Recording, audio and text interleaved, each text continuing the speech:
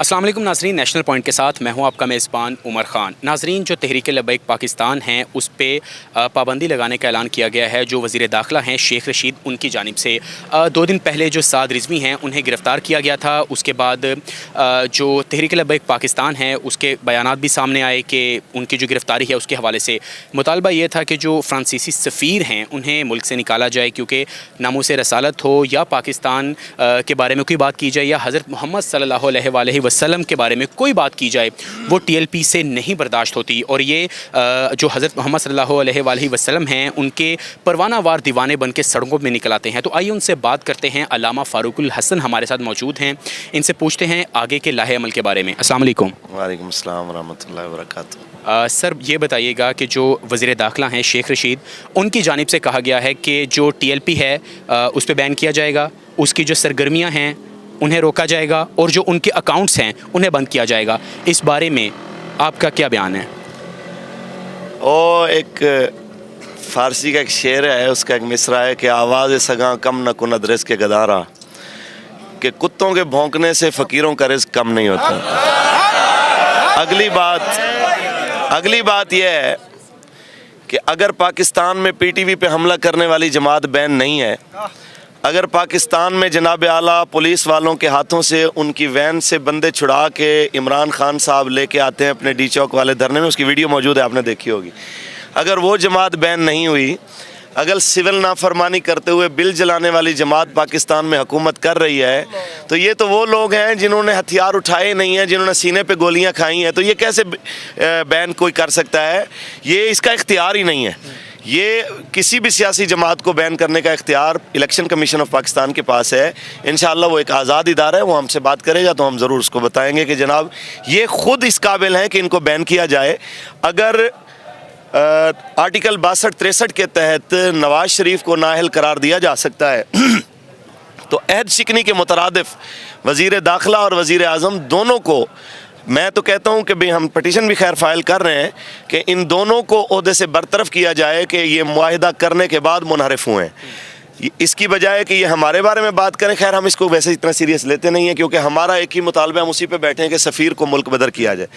बाकी रही बात शेख रशीद की बात, इसने बड़ी छोटी बात की है। इससे बड़ी बात आपको याद होगा 2019 में की थी उसने, फवाद चौधरी ने, कि इनको गद्दारी का मुकदमा हो गया है, इनको उम्र कैद हो गई है, ये फ़लाँ कर गए हैं, ऐसा कर गया। तो वो बेचारा कई बार अपनी वजारतों से हाथ धो के जलील हो के तो फिर पता नहीं कहाँ कहाँ फिर रहा है। तहरीक लब्बैक पहले से 1000 गुना ज़्यादा ऊँचे मोराल पे खड़ी हुई है इंशाअल्लाह। इसकी बात से मैं कोई परेशान नहीं हूँ। मैं बल्कि आपको जितने हमें सुन रहे हैं, अगर ये कोई मीडिया एंकर पर्सन हो या बाकी कोई ज़िम्मेदारान हो, मैं आपको कसम दे के पूछता हूँ, आज जब सहाफ़ी ने उससे सवाल किया है तो उसका जवाब सुनिएगा, और आपने कभी शेख रशीद को इतना बौखलाहट का शिकार नहीं देखा होगा जितना वो आज परेशान था। आज उसका चेहरा, उसकी ज़ुबान उसका साथ नहीं दे रही थी। तो मैं कहना चाहता हूँ शेख साहब, वो कहते हैं ज़ात दी किरली शतीरा नु जफे, आप एक सीट लेके आप जिस जगह पे बैठे हैं, आपको ये सीट मिली इसलिए है कि आप गवर्नमेंट की कालक अपने मुंह पे मलने की आदी हैं। आपके कहने से ना TLP बैन होने वाली है, ना आपके कहने से हजूर के गुलाम यहाँ से जाने वाले हैं। इंशाअल्लाह हम अपने मुतालबे पे कायम हैं। अच्छा सर, हमें ये बताइएगा कि जो हज़रत मोहम्मद सल्लल्लाहु अलैहि वसल्लम के बारे में जब कोई बात की जाती है, जो मुसलमान हैं उनके जज्बात मजरूह होते हैं, लेकिन हमारी जो रियासत मदीना है, इमरान खान कहते हैं, तो उसका जो रखवाला है उसे गिरफ़्तार कर लिया गया इधर, ठीक है।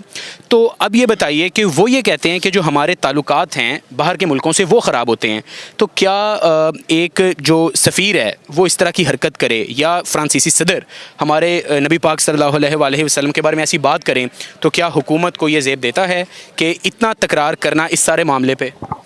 देखें जी, पहली बात तो यह है कि मैं कहना चाहता हूँ कि आज सारे हजरात की ज़िम्मेदारी है कि एक बार ना शेख की प्रेस कॉन्फ्रेंस सुने। एक तो ये वाज़े हो गई कि उसने माना इस बात को कि भाई ये बंदा बात करते हुए ये देखता है कि जनाब क्या करना है क्या नहीं करना, हमारे बाकी मुल्कों से भी ताल्लुकात होते हैं, फ़लाँ होते हैं। तो हम उससे कहना चाहते हैं कि रोज़ा रख के जितने झूठ शेख साहब आपने बोले हैं ना, और पता नहीं रखा भी है या नहीं, आपने बहरहाल कहा है कि मैं रोज़े से हूँ, तो मैं इस आपकी बात पे चलो एतबार करता हूँ। रोज़ा रख के आपने जितने झूठ बोले हैं, मैं आपको चैलेंज करता हूँ कि आप TV पे आ जाएं, हम आपके साथ मुनाजरा कर लेते हैं, आपका वो मुआहिदा भी रख लेते हैं जो आपने हमारे साथ किया, और आपकी वो करारदाद भी रख लेते हैं जो आप पेश करना चाहते थे, ताकि कौम को ये पता चल जाए कि आपने मुआहिदा क्या किया और अब बात क्या कर रहे हैं। ठीक है। अच्छा सर, आखिर में ये बताइएगा कि अब अफ्तारी के बाद जो TLP क़यादत है उसका क्या लाहे अमल है? देखें जी, लाहे अमल यही है कि जिस तरह तहरीक लब्बैक या रसूलुल्लाह पे पाकिस्तान की तारीख़ का बदतरीन तशद्दुद हुआ है और हो रहा है, 2 दर्जन से ज़्यादा नबी अलैहिस्सलाम के ग़ुलाम निहत्ते, जिनमें 10 साल का एक बच्चा भी है, जिसमें 70 साल के बुज़ुर्ग भी हैं, जिसमें 18 साल के नौजवान भी हैं, और ज़ख्मियों का तो हिसाब ही नहीं है। सैकड़ों बंदे ऐसे उन्होंने कि किसी को रीढ़ की हड्डी में गोली मार दी, किसी को टांग में ऐसी जगह फ्रैक्चर किया कि वो उम्र भर के लिए माजूर हो गया, और हज़ारों बंदे जेलों में डाल दिए। उसके बावजूद जो यहाँ पे खड़े हैं, इनसे कसम लेके इनके सर पे कुरान दे के पूछें कि क्या तुम रसूलुल्लाह की नामूस के पहरे पे इतना भी शर्मिंदा हो? ये कहेंगे कि जनाब जो चले गए वो भी हुजूर पे कुर्बान, जो बच गए हैं वो भी रसूलुल्लाह पे कुर्बान। हम इतना कहना चाहते हैं कि हम अपने मुआहिदे पे कायम हैं, हम उसी बात पे खड़े हैं कि फ्रांसीसी सफ़ीर को निकालो। ये हमने नहीं कहा था, ये आपने कहा था, और ये किबला बाबा जी से आपने ये मुआहिदा किया था फैज़ाबाद में। जो मुआहिदा आपने किया, हम कहते हैं उसी मुआहिदे को मिन्नवान पार्लियामेंट में आप पेश करें। जो करारदाद मैं आपको देता हूँ, वैसे आप करारदाद अगर आप चला सकें तो वो दे दीजिएगा, मैं आपको सेंड करूँगा। वो जो लाना चाहते हैं ना, उसमें सफ़ीर का जिक्र है, ना उसमें फ्रांसीसी मसनूआत का जिक्र है। तो ये वही लॉलीपॉप जो दुनिया को देना चाहते हैं वो उस तर्ज की, ताकि कौम को जो है ना बेवकूफ़ बनाया जाए। और अल्हम्दुलिल्लाह कौम ने रसूलुल्लाह की नामूस पे पहरा देते हुए जिस तरह किबला बाबा जी को और उनकी टीम को देखा है, ये आज उस इखलास की बरकत है कि 2 दर्जन जनाजे उठाने के बाद किसी एक बंदे ने भी नहीं कहा कि हमारे बच्चे को मौलवियों ने मरवा दिया है। हर बंदे ने यही कहा है कि गवर्नमेंट गलत है, गवर्नमेंट जालिम है, इसने जुल्म किया, इसने बल्कि हमारे इदारों को हमारे खिलाफ ला के खड़ा कर दिया।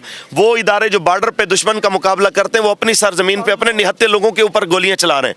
और आज मैं कह रहा हूं कि पाकिस्तान में जितना अवाम के दिलो दिमाग में इदारों के खिलाफ और अपने ही लोगों के खिलाफ नफरत जिस तरह फैल रही है, पाकिस्तान की तारीख में इससे पहले नहीं थी।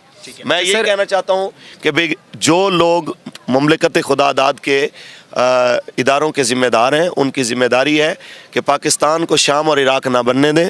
खुदारा इस मुल्क की गलियों में उस तरह की खूरेज़ी से बचने का एक ही तरीका है कि जो गवर्नमेंट ने मुआहिदा किया है उसे कहें कि भाई मुआहिदा तो बंदा गैरों से भी करे तो पूरा करते हैं, हम तो उसके अपने मुल्क के बासी हैं। अच्छा सर, आखिर में जो हमारे नाजरीन देख रहे हैं या जो आपके कारकुनान हैं, उन्हें आप क्या पैगाम देंगे? क्या जो एहतजाज है वो मुनज़्ज़म किया जाए, या जो इंतशार है, ज़ाहिर बात है जो पुलिस है उसकी जानिब से भी काफ़ी सख्त रद्दमल सामने आ रहा है, तो अपने कारकुनान को आप आखिर में क्या कहेंगे?